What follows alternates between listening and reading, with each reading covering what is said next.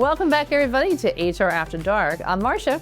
And I'm Megan, and today we have an amazing guest, Regina Hess, who is the founder of Forge Wealth Management. And we're so happy to have you on here with us today. Regina is not just the founder of a very successful business, but she is also a speaker and a podcast host and an author. Woo! And all the things, actually. Get it all done, man. So tell us. Amazing mom. Yeah, an amazing mom. I should have started with that. Of course. Especially being the three of us. But so happy to have you here. Thank you for joining us. Well, thank you for having me. Love being here.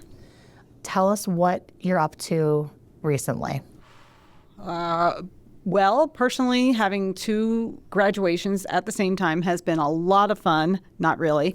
Logistics have been a nightmare, but professionally has been great. Obviously, I'm in the financial business and the market's been a little crazy. Yep. But the good thing about that is I've been able to speak to every single client. We've been through this so many times. And it's funny when you have clients who you've been working with for so long, you start talking to them, they're like, hold on. Here's what you're going to say to me. And I'm like, and they basically say what I'm going to say, like, it'll pass, it's market volatility. And I'm like, yeah, that's exactly what I'm going to say. We're going to be okay. And they're like, okay, I'm fine. They just need you to tell them that, though. Yeah, I get it. It's great. You need the calmer downer. Yeah. Oh, I like that. Yeah. I need a calmer downer in my life. So that's good. Yeah, you're I'm pretty calm. You're pretty calm. Yeah. And you make everyone else calm. Yeah. Well, not always. Right, Megan? Just depends on the scenario. Depends on the day. Oh, what was your night last night? Okay. Yeah. Yeah. I'm doing great. So Cheers. What do you have in there? Whiskey. Whiskey. It's HR After Dark. I have about 3 weeks until I can have that. It's peanut butter sweet. flavored. Yeah. Oh my gosh, I remember you talking about the peanut Yes. butter flavor whiskey So on another good. one of It's your podcasts. Really Yes, good. really good. I have That's that in my insane. freezer. I have that sitting in You're my like freezer. waiting, like a couple know. days after baby's born. You're like, Yes. bring it on. Yes. I'm going to come down with a little shaker. Yeah, I'll be like, oh, I've been missing you. I do have this really beautiful bottle where we belong to a winery in California. It's in Sonoma, and it's called Scribe Winery.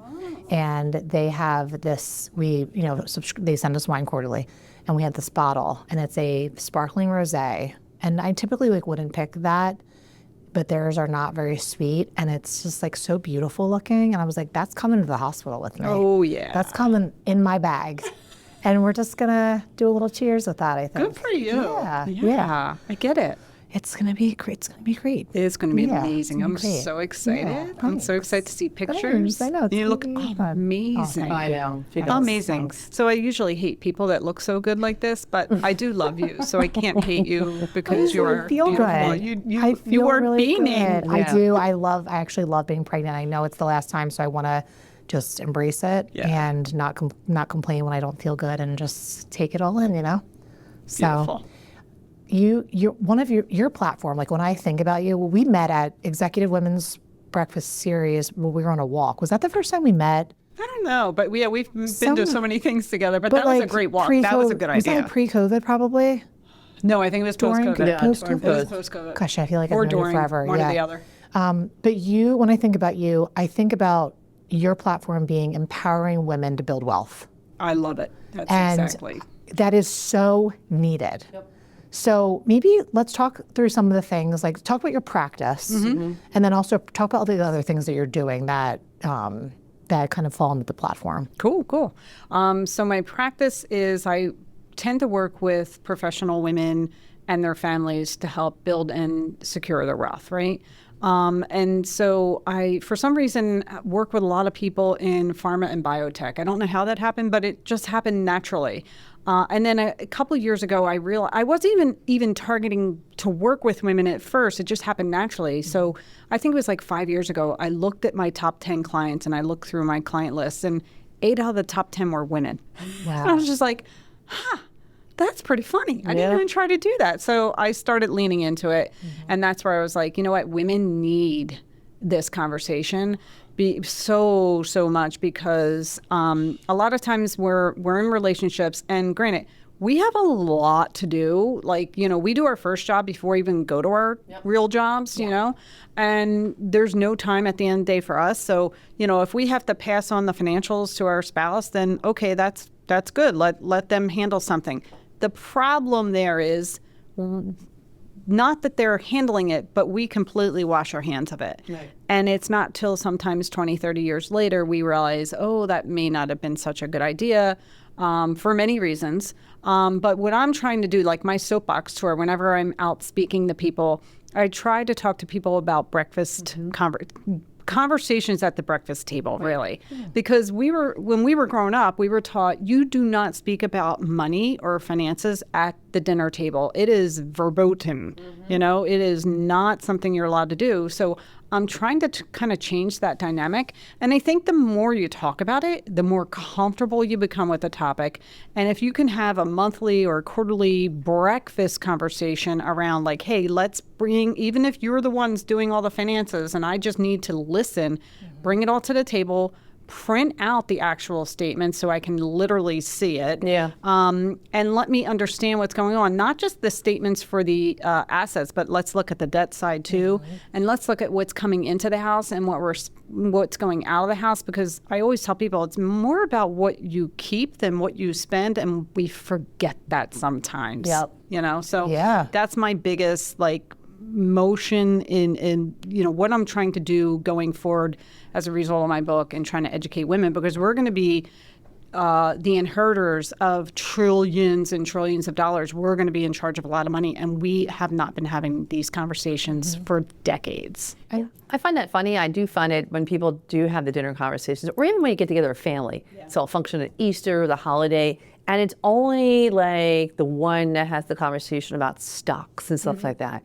And if like the in-law says anything, it's like, well, you don't know what you're talking about. I do this. This is what I was always told. This is my advisor. I know best. And I'm sitting there saying, interesting topic, so that it never really is brought up because it's almost sometimes put down because my guy is the best. Yeah. And I'm sitting there like, well, what makes that the best? And I never understood that, because if you had a stock idea, like, hey, I'm hearing this is really good stuff, why wouldn't you share it? And so some people are like, oh, it's my Tesla, not yours. And I never understood that. I would rather think if more people know about things and more education behind it, how do you think, again, especially females, just more educated in that world? Because I feel like sometimes, I have obviously a family, my husband's 5 boys, and when they talk that kind of stuff, they talk about more the boys than the girls in the conversation, which I find fascinating. And to me, I'm like, how can we get more women to basically interject in that conversation and be comfortable there? Oh, I love that challenge. I think it does, coming back to having conversations with ourselves first, so that we feel a little bit more confident each time. The more you have the conversation, the more confident you become about it. Because at first you're like, I don't even understand what's going on. I can see when people's eyes glaze over. And I also try not to even speak financial language. I try to speak normal language. But some people, like I have a block when it comes to decorating. I can't do it. No, I'm not going to even try. No, there's some there. Right, but I can do numbers, and I can build portfolios and do financial planning and all that fun stuff. So I think it's like having a place where we can feel comfortable asking the questions we want to ask, and having basic conversations until we build that conversation. And one of the things that I hear from a lot of my clients who come to me after working with other people, and this happens especially in a lot of divorces, the women leave the financial advisor because he never spoke to her. Never. He would speak down to her. She would ask questions. He would scoff at her questions and never really even answer. And so she was basically would stop asking questions because she was made to feel like less of a human being. Absolutely. Yeah. Still happens. And it still does. And just like the conversation, I think it's before that, having access to accounts. Like, I have friends that don't even know their passwords to bank accounts. And whether you're in a wonderful relationship or a bad one, you don't know what could happen. Yeah. Anything could happen, and then you don't know what to do or where to even go. Right. So I think having like even access to those things are important. Right. And that's like the starting point. Oh, yeah. And they can, like, what I tell my clients is you can blame me for a lot of things, right? Even if you're not my client, you can blame, hey, I went to this presentation and they were talking about, the spouse passing away suddenly. Yeah. and the wife not knowing where things were, what they had or what they didn't have. So could you kind of show me what you have? Because she really, that Regina, she got me scared. She has me wondering, like, I'm going to like fall off the face of the earth if something happens to you because I don't know where anything is. She's crazy. Like, can you just show me so I can tell her? You the bad guy. I always tell people blame me. Blame me. So they can go and have that conversation with that spouse who has the key to everything and the control, because control is a big part of it. And just say, hey, I'm a little scared right now. Feed into that. Can you show me what we have? And can you maybe once a month or once a quarter have these conversations with me so I get a little bit better understanding? And by the way, like she also said that a lot of people can't even access their money because they don't know the passwords. Can we keep the passwords in a spot where I can access it in case something happens to you? And you go at it from that vantage point. It's a lot less, confrontational for that other spouse. That's a great way. Not that you should have to do it that way, but if you need it, sometimes you do. Yeah. Sometimes it's naturally, like you said, we have a whole job before we even get to work. So it's kind of like out of sight, out of mind for some people, I think. So your book, Superwoman Wealth. Mm-hmm. So you probably have stories in there and I do. Scenarios. I do have it on my nightstand. Stories. I do it on my nightstand. I'm maybe a couple chapters in. It takes me time to get through some things.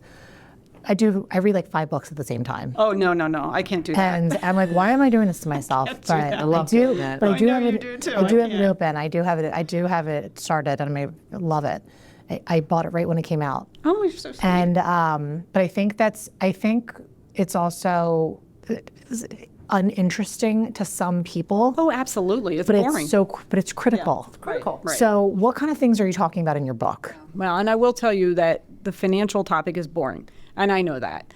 And I tried to make it less boring by adding those stories. Right. And every single story in there is true. I just changed the names and maybe changed a few circumstances and job titles so that I didn't get anybody upset with me. Good idea. Good idea. I don't know. People do read between the lines. Yeah. You can learn from other people's mistakes. I mean, we all learn from our own mistakes. Why can't we learn from other people? Totally agree. It talks about, sometimes one of the things that I like to talk about is the 1/3 rule.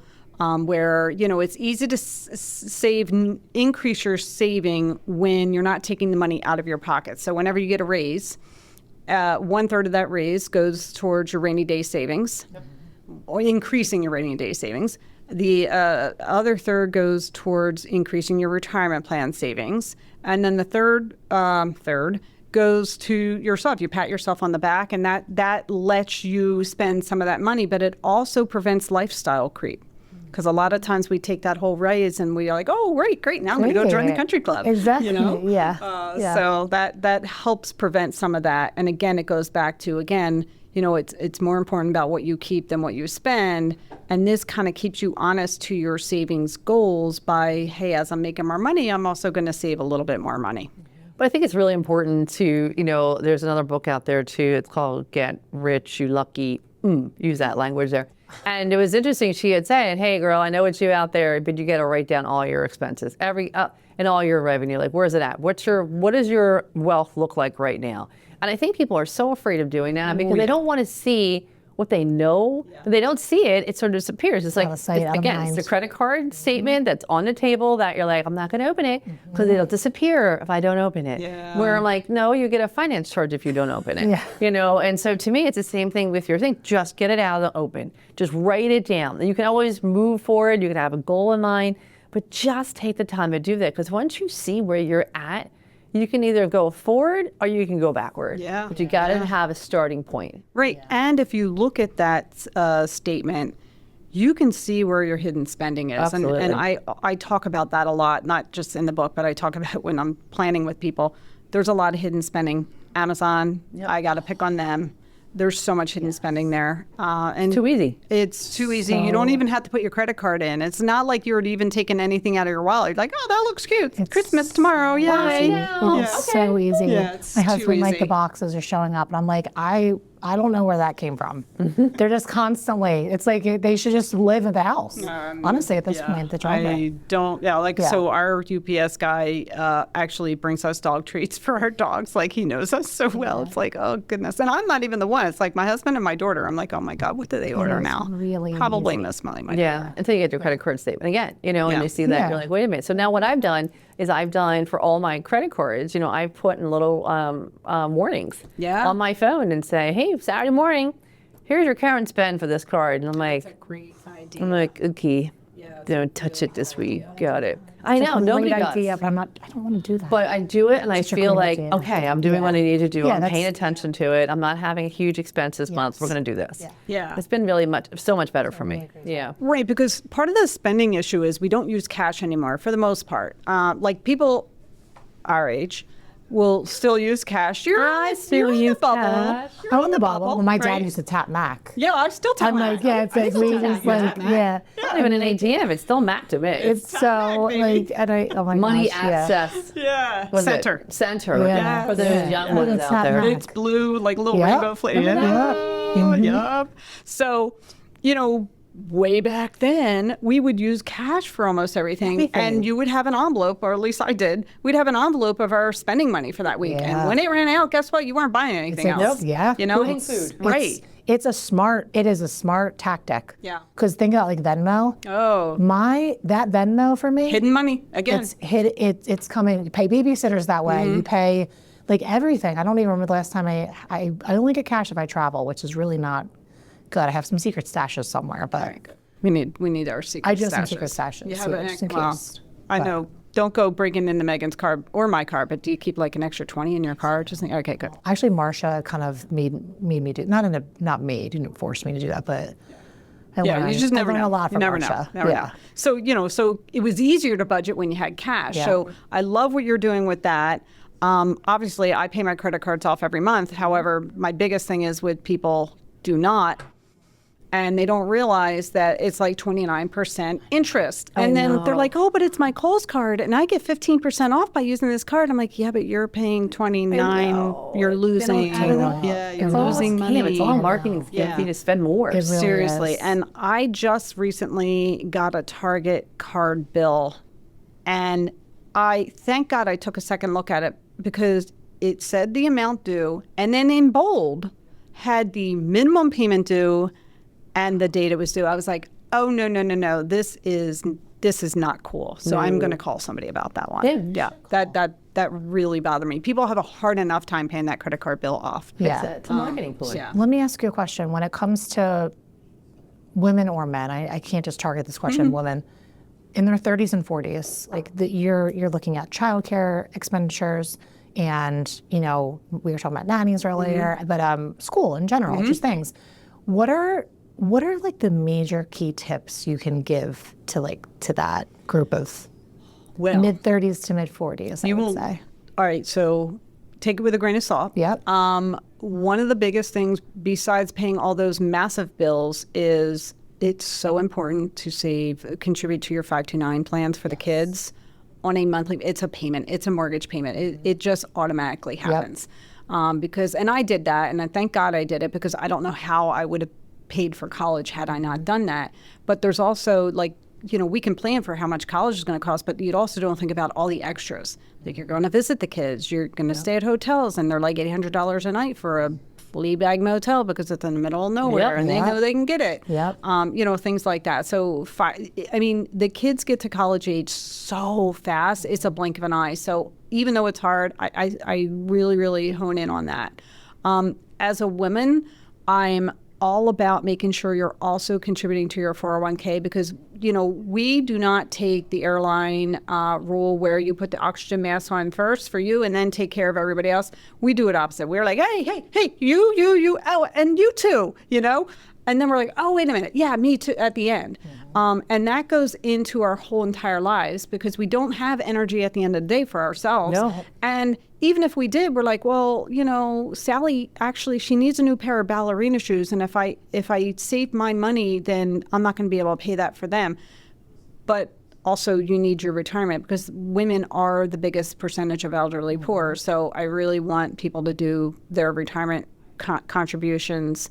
And also, I'm a big proponent of the Roth 401k versus the traditional 401k all day long. Checking off my list. And why is that? People still don't understand. I'm going to ask Chad a question while I'm sitting here, but go ahead. So and sometimes your accountant will disagree with me because they're trained to save you tax dollars today. I am trained to save you tax dollars over your entire lifespan. So say you put $1,000 into your 401k and it's traditional, so you don't pay any tax on that money whatsoever.